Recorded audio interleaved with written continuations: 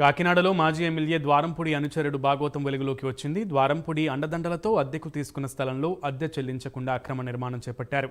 దీంతో 2015లో కోర్టును ఆశ్రయించగా 2023లో యజమానులకు అనుకూలంగా తీర్పు వచ్చింది. అయినా ద్వారంపూడి అండదండలతో అక్రమ నిర్మాణం చేపట్టగా నేడు పోలీసుల సమక్షంలో నిర్మాణాలను కూల్చివేశారు.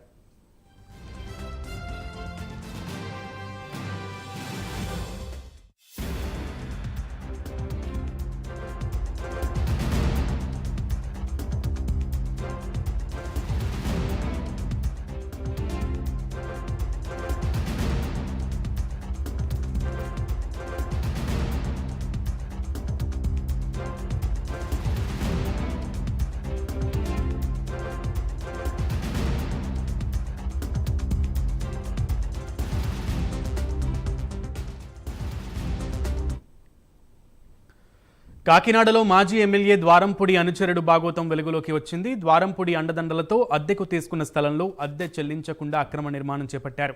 దీంతో 2015లో కోర్టును ఆశ్రయించగా 2023లో యజమానులకు అనుకూలంగా తీర్పు వచ్చింది.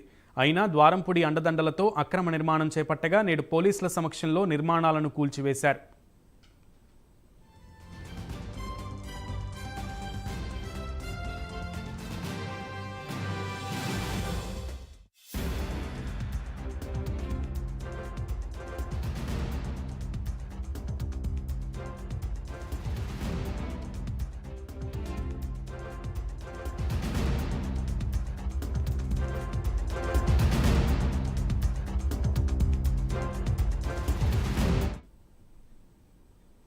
కోర్టు ఆదేశాలను కూడా బేఖాతరు చేస్తూ ద్వారంపూడి అనుచరులు రెచ్చిపోవడంతో పోలీసులు ఈరోజు ఆక్రమించుకున్నటువంటి స్థలాన్ని బాధితులకు అప్పగించినటువంటి వైనం కనబడుతోంది. దీనికి సంబంధించి పూర్తి సమాచారం మా ప్రతినిధి వర్మను అడిగి తెలుసుకుందాం.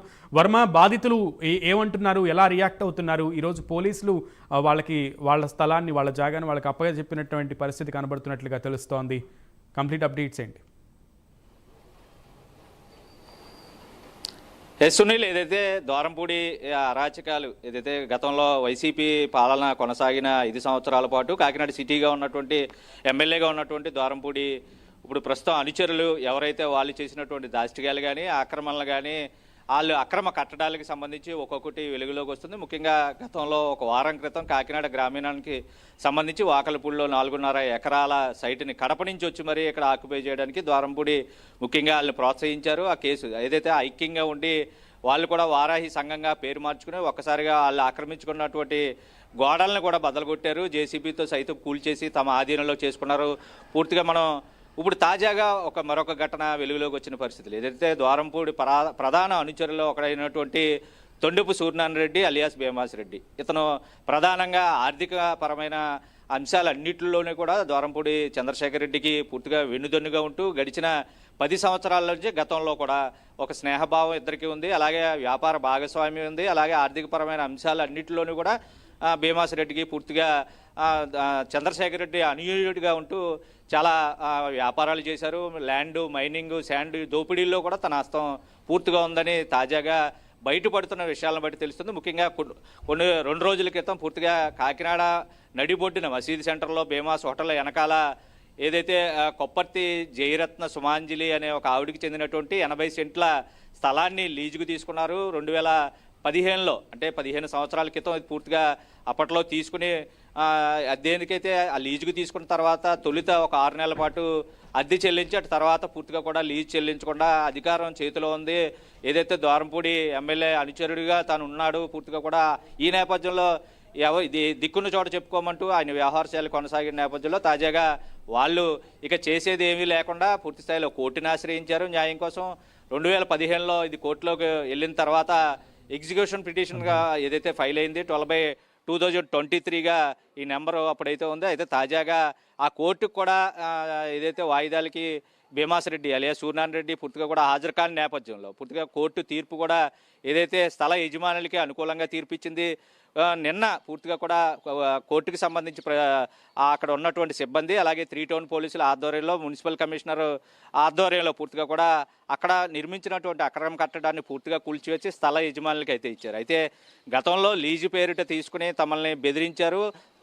తమ సైట్లో కూడా వెళ్ళలేకుండా పూర్తిగా కూడా నిరోధించి పూర్తి స్థాయిలో మిమ్మల్ని నాపై దౌర్జన్యం చేస్తే కనుక ఖచ్చితంగా మీపై నా యాక్షన్ కూడా సీరియస్గా ఉంటుందని డైరెక్ట్ వార్నింగ్లు కూడా ఇచ్చారంటూ కూడా వాళ్ళు స్వయంగా వెల్లడి చేసిన పరిస్థితులు అయితే ఉన్నాయి. మన విజువల్స్లో చూస్తూ ఉన్నాం.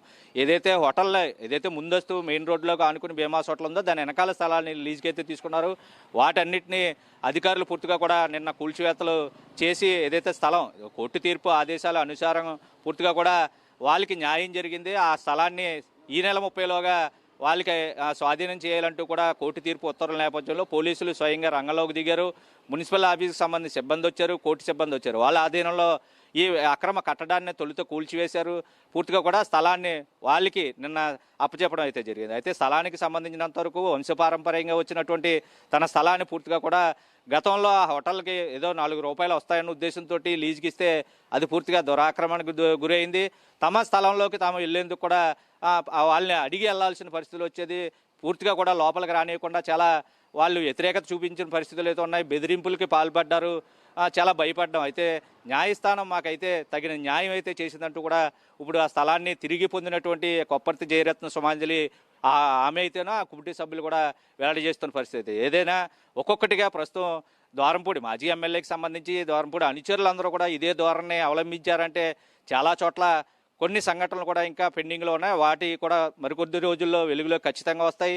కూటమి నేతల సంబంధం పూర్తిగా కూడా గతంలో ఇలాంటి దురాక్రమణలకి పాల్పడినటువంటి సంఘటనలు ఏమైనా ఉంటే వెలుగులోకి తీసుకురండి, మేము పరిష్కరిస్తామని కూడా ప్రస్తుతం కూటమికి సంబంధించిన నేతలు చెప్తున్న పరిస్థితి. ఏదేమైనా అరాచక పాలనతో పాటు ఆ అధికారం ఉంది కదా అని అందిన కాడికి దోచుకున్నటువంటి వైనంలో ఇదొక ఉదాహరణ. ద్వారంపూడికి సంబంధించినంత వరకు పూర్తిగా ఒక్కొక్కటి వెలుగులోకి వస్తుంది. ఇది ప్రధానంగా అనుచరులు ఏదైతే ద్వారంపూడికి సంబంధించి అనుచరులు ఇదే ద్వారానే ప్రతి చోట సిటీ వ్యాప్తంగా కూడా కొనసాగిన నేపథ్యంలో ప్రస్తుతం గతంలో 4.5 ఎకరాలకు సంబంధించి ప్రస్తుతం ఈ స్థలం 80 గజాలకు సంబంధించి ప్రస్తుతం ఒక 2 ఘటనలు అయితే వెలుగులోకి వచ్చాయి.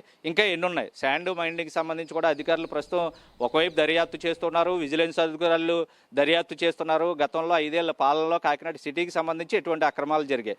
ప్రతి శాఖ కూడా ప్రస్తుతం ఒక దర్యాప్తుల రూపంలో నివేదిక అయితే తయారు చేస్తుంది. వీటన్నిటికీ బాధ్యులు ఎవరు అండగా ఉన్నారు, పాత్రధారులు ఎవరు, సూత్రధారులు, వీళ్ళందరినీ ఖచ్చితంగా కటకటాలకి పంపిస్తాం పూర్తిగా కూడా అని చెప్పి ఒకవైపు కూటమి ప్రభుత్వం చెప్తా ఉన్న పరిస్థితులు అవుతున్నాయి. ఇక్కడ నేతలు కూడా ఆ విధంగానే ఇటువంటి ఆక్రమణలకు పాల్పడి స్థలాలు కోల్పోయిన వాళ్ళు, బిల్డింగ్ కోల్పోయిన వాళ్ళందరికీ కూడా అండగా ఉంటామని భరోసానిస్తూ ప్రస్తుతం అయితే చెప్తున్న పరిస్థితి. ఏదేమన్నా తాజా ఘటన గతంలో అరాచక పాలనకి ఒక ఉదాహరణ అని చెప్పాలి సునీల్. రైట్ వర్మ.